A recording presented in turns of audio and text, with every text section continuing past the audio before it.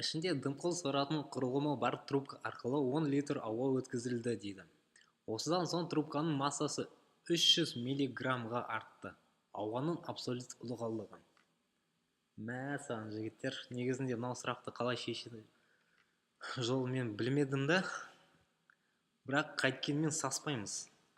Мысалы, бізде есептеу сұрап жатқаны ауаның абсолют ылғалдылығы дейді. Енді ол формуланы біз білмесек, осы жерде жауапқа байланысты берілген параметрлерге өлшем мөлшеріне қарасақ, мысалы әрқайсында грамм бөлінген метр куб дейді, бәрінде. Значит, біздің жауабымыз бір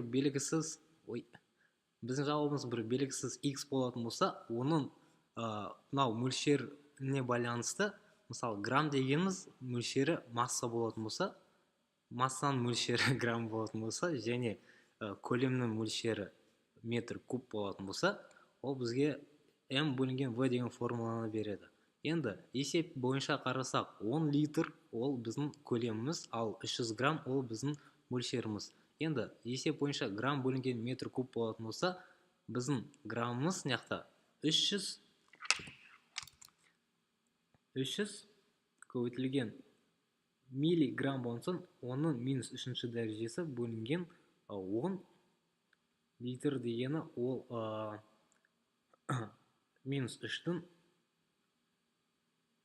дәрежесі, қателеспесем. Енді мынамен қысқарса, жауап 30. Д. Ох, ема, шардық. Құттықтаймыз тағы.